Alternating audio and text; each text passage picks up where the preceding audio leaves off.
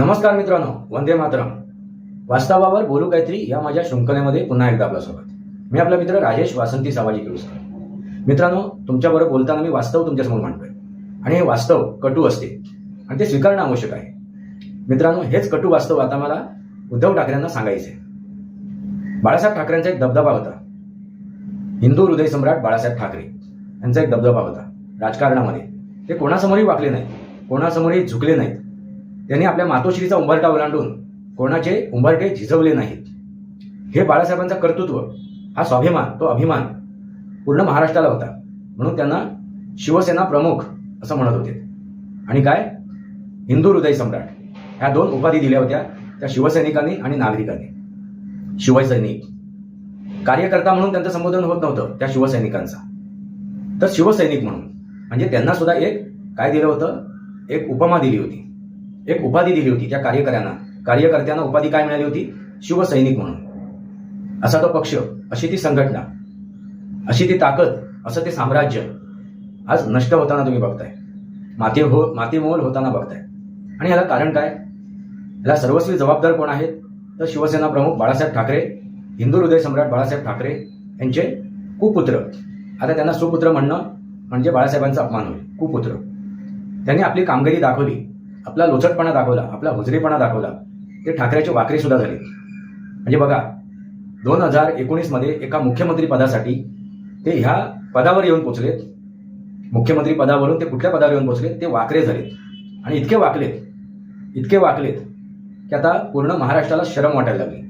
कारण का म्हणतोय मी, कारण पूर्ण महाराष्ट्राला शरम का वाटते, कारण ते दिल्लीश्वरांच्या समोर वाकलेत.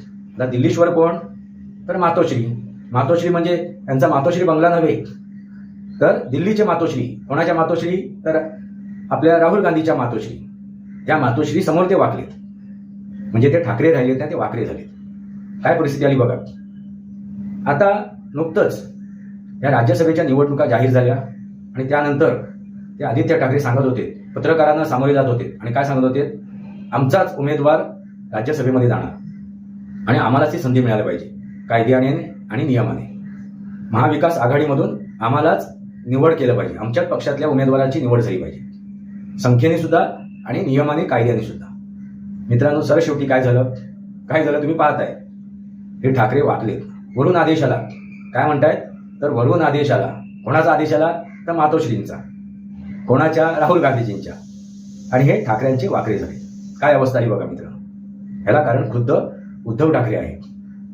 कारण त्यांनी जो काय 2019 मध्ये गद्दारी केली, त्या गद्दारी केल्यानंतर जी काय जनतेने त्यांना आता 2024च्या निवडणुकीमध्ये आपली जागा दाखवली, विधानसभेच्या निवडणुकीमध्ये त्यांची जागा दाखवली.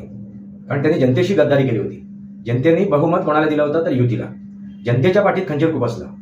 तो देवेंद्र फडणवीसाच्या, तो भाजपाच्या पाठीत खंजीर खुपसला, ही गोष्ट एक दुय्यम आहे. पण सर्वात महत्वाचा गुन्हा त्यांनी केला, तो जनतेच्या पाठीत खंजीर खुपसून, खोटेपणा करून, लबाडीपणा करून, लुच्चेगिरी करून ते पद मिळवण्यासाठी. आणि ह्या पदाची आता ते भरपाई करतायत. काय, तर वाकरे होऊन. आता ते आदित्य ठाकरे म्हणून होते, आम्हाला संधी, आमचंच जाणार, हे करणार, ते करणार. पण यांचेच प्रवक्ते, यांचेच नेते, ते संजय राऊत, त्यांच्या अगोदर येऊन काय ओकलेत, काय गरळ ओकलेत, काय बोललेत, तर शरद पवार हे आमचे नेते आहेत, शरद पवारांना संधी मिळाली पाहिजे, शरद पवारांची इच्छा आहे. म्हणजे विचार करा मित्रांनो, हे नेते कोणाचे, तर उभाटाचे, त्या उद्धव ठाकरेंचे, त्या आदित्य ठाकरेंचे नेते. त्यांचे हे जे नेते संजय राऊत, यांचे पक्षश्रेष्ठी कोण, तर ते उद्धव ठाकरे, ते आदित्य ठाकरे, हे त्यांचे पक्षश्रेष्ठी. आदेश कोणाचे मानायला हवेत त्यांनी, तर पक्षश्रेष्ठींची, उद्धव ठाकरेंची आणि आदित्य ठाकरेंची. कोणाची इच्छा बघायला पाहिजे, तर आदित्य ठाकरेंची, उद्धव ठाकरेंची. पण ह्यांनी काय सांगितलं, शरद पवार यांची इच्छा आहे, ते उत्सुक आहेत ही राज्यसभेची निवडणूक लढवायला आणि राज्यसभेमध्ये जायला. म्हणजे या संजय राऊतांनी कोणाची इच्छा पूर्ण केली, तर शरद पवारांची. याचा अर्थ सरळच आहे, ते आहेत उभाठामध्ये उद्धव ठाकरेंच्या सोबत. काम कोणाचं करतायत, तर राष्ट्रवादीचं, शरद पवार राष्ट्रवादी काँग्रेस. कोणाची हुजरेगिरी करतायत, तर शरद पवारांची. कोणाची चाटोगिरी करतायत, तर शरद पवारांची. कोणाच्या समोर सतरंजी करतायत, तर शरद पवारांकडे. उद्धव ठाकरेंना हे जर कळलं असेल, उमजलं असेल, समजलं असेल, तर त्यांचे डोळे उघडले असतीलच. आता डोळे उघडतील नाही उघडतील काय सांगता येत नाही मित्रांनो, कारण त्यांनी आपली सद्विवेक बुद्धी गहाण ठेवलेली आहे ती त्या शरद पवारांच्या चरणी, त्या संजय राऊतांच्या चरणी. आता त्यांचे पक्षाचे कोण अध्यक्ष आहेत? उद्धव ठाकरे नव्हे, आदित्य ठाकरे नव्हे, कोण आहेत तर संजय राऊत. कारण संजय राऊत जे निर्णय घेणार तेच निर्णय शेवटी अंमलात आणले जातात, नाही का मित्रांनो? मग पक्षश्रेष्ठी कोण आहे तर संजय राऊत आहेत. संजय राऊतांचे आदेश, इच्छा, त्यांची मतं ही जोपासली जातात, ही मान्य केली जातात. आता वरून जो आला निर्णय ती गोष्ट एक दुय्यम आहे माझ्यासाठी सर, पण शेवटी खेळ खंडोबा कोणी केला तर त्या संजय राऊतांनी. मित्रांनो, हे जे काय शरद पवार आहेत त्यांनी गद्दार म्हणाले होते. कोणाला गद्दार म्हणाले होते तर आपल्या पुतण्याला अजितदादा पवारांना गद्दार म्हणाले होते. कारण अजितदादा पवार यांनी त्या राष्ट्रवादी पक्षामधून या शरद पवारांची हकालपट्टी केली होती. त्यांना तिथून लाथ मारून हकलवलं होतं, त्यांना त्या अध्यक्षपदावरून पदच्युत केलं होतं. त्यांना हे शरद पवार काय म्हणत होते? गद्दार.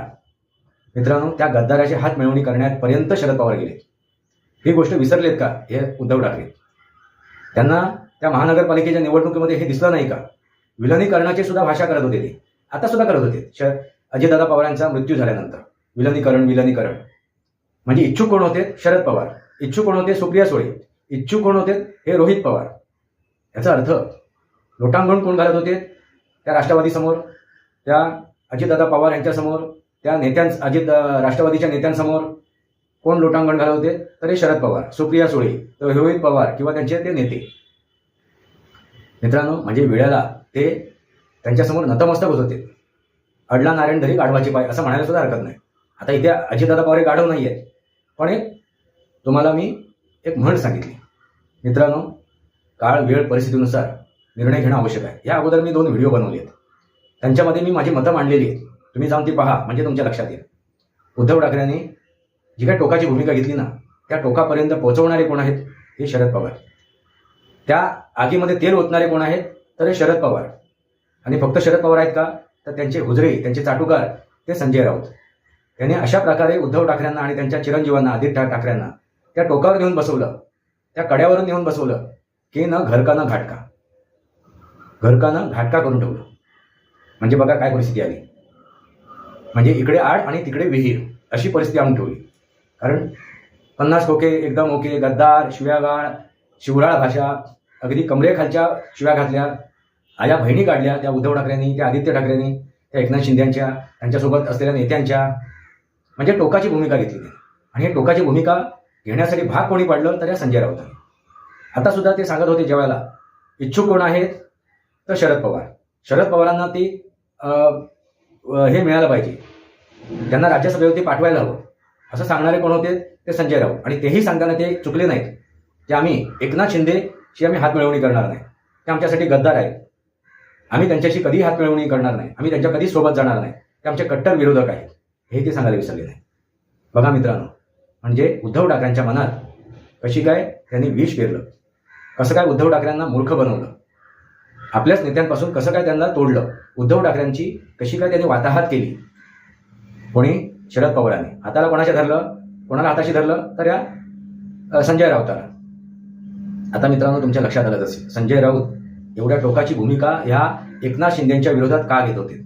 कारण त्यांना एकनाथ शिंदे म्हणजे शिवसेना आणि उभाटा यांचं विलनीकरण व्हायला द्यायचं नव्हतं, यांच्यामध्ये एक सुसंवाद साधायचा नव्हता. त्यांना 2 टोकावरती नेऊन बसवलं. आजही एकनाथ शिंदे ती नरम भूमिका घेऊ शकतात, ते मवाळ होऊ शकतात, कारण शेवटी दोघांची विचारधारा सारखीच आहे. दोघांवरती संस्कार ते बाळासाहेबांनीच केलेले आहेत, विचारधारा बाळासाहेबांचीच आहे. दोघंजण कोण तर एकनाथ शिंदे आणि उद्धव ठाकरे. त्यामुळे ते एकत्र येऊ शकतात. जर 2 राष्ट्रवादी एकत्र येऊ शकतात, म्हणजे राष्ट्रवादी शरदचंद्रजी पवार आणि राष्ट्रवादी काँग्रेस हे एकत्र येऊ शकतात, त्यांचं विलनीकरण होऊ शकते, तर उद्धव ठाकरे आणि एकनाथ शिंदे एकत्र का येऊ शकत नाही हा माझा प्रश्न आहे. पण ती सुद्धा संधी त्यांनी घालवली. त्याला कारण काय आहे तर शरदचंद्रजी पवार यांचा कुटील कारस्थान. त्यांनी आज सगळ्यात शकुनी मामाचा रोल निभावला, शकुनी नीतीच वापरली आणि शेवटी त्या शकुनी नीतीनेच या उद्धव ठाकरेंचा सर्वनाश केला, उद्धव ठाकरेंची वाताहात केली. आताच्या होणाऱ्या ह्या राज्यसभेच्या निवडणुकीमध्ये उद्धव ठाकरेंना इच्छा होती त्या आदित्य ठाकरेंना इच्छा होती आपला उमेदवार राज्यसभेवर पाठवण्याची, आणि फक्त इच्छा नव्हती, ते कायद्याने, नियमाने आणि हक्काने सुद्धा त्यांना ती मिळायला हवं होतं. पण शेवटी त्यांच्या तोंडातला नव्हे पोटातला घास काढून घेतलेला आहे. कोणी? या शरद पवारांनी कुटील कारस्थान करून. आणि त्यांचा साथीदार कोण? तर संजय राऊत. उघडा डोळे नीट पहा. बघा उद्धव ठाकरे, तुम्ही कुठे जाऊन बसलात, किती तुम्ही वाताहात केली तुमच्या आयुष्याची, राजकीय भवितव्याची, भविष्याची, हे मला तुम्हाला सांगणं आहे. अजूनही वेळ गेलेली नाहीये. ठीक आहे, राज्यसभेची निवडणूक झाली, अजूनही वेळ झालेली नाही. अजूनही बरंचसं राजकारण बाकी आहे. अजूनही बरीचशी संधी आहे. त्या संधीचा फायदा उचलून त्या शरद पवारांना, त्या संजय राऊतांना ती जागा दाखवणं आवश्यक आहे. आणि त्या संजय राऊतांनी तुमच्या दोन्ही भावांना सुद्धा जागा दाखवली आहे. तुम्ही किती मूर्ख आहात, तुम्ही किती बेअक्कल आहात. त्या महानगरपालिकेमध्ये तुम्ही घरी बसून काय काय माती केली त्या पक्षाची, हे त्यांनी स्पष्ट सांगितलेलं आहे. शेवटी दूषणं कोणच्यापर्यंत आली? तुमच्यापर्यंतच. नालायक कोणाला ठरवलं? तुम्हालाच ठरवलं. आता निर्णय तुमच्या हातात आहे. विचार करा उद्धव ठाकरे, अजून वेळ गेलेली नाहीये. कारण शेवटच्या श्वासापर्यंत मनुष्य प्राणी किंवा कुठलाही प्राणी लढू शकतो आणि पराजयाचा विजयामध्ये परिवर्तन करू शकतो. बघा, तुमचा हातात निर्णय आहे. हेच ते वास्तव आहे. वास्तवावरती बोलू काय ते. बाळासाहेब ठाकरे कोणाच्याही पुढे वाकले नाही. कुठेही त्यांनी हात पसरली नाही, झोळी पसरली नाही, नतमस्तक झाले नाही. माणूस शेवटच्या श्वासापर्यंत लढू शकतो आणि आपलं पराजय हा तो परत एकदा विजयामध्ये परिवर्तन करू शकतो. त्यासाठी त्यांनी पहिल्यांदा आपला मित्र कोण आहे आणि आपला शत्रू कोण आहे हे ओळखणं आवश्यक आहे. शत्रुबोध होणं आवश्यक आहे. उद्धव ठाकरेंना शत्रुबोध होणं आवश्यक आहे. आता निर्णय त्यांच्या हातात आहे. हेच ते वास्तव आहे. शेवटी त्यांनी त्या मातोश्रीचे उंबरठे ओलांडलेत आणि त्या केंद्रामध्ये जाऊन सोनिया मातोश्रीचे उंबरठे झिजवलेत. तिथे ते ठाकरे राहिले नाहीत, ते वाकरे झालेत. मित्रांनो, आता तुम्ही ठरवा, तुम्हाला काय वाटते, तुमचे विचार काय आहेत ते कमेंट बॉक्समध्ये मांडा. हेच ते वास्तव आहे. वास्तवावर बोलू काहीतरी या माझ्या शृंखलेला सबस्क्राईब करा, बेल आयकॉन दाबा, माझे विचार पडसे लाईक करा, आपले विचार कमेंट बॉक्समध्ये मांडा. तुर्तास इतकंच. भारत माता की जय, वंदे मातरम. जय भारत, जय महाराष्ट्र, जय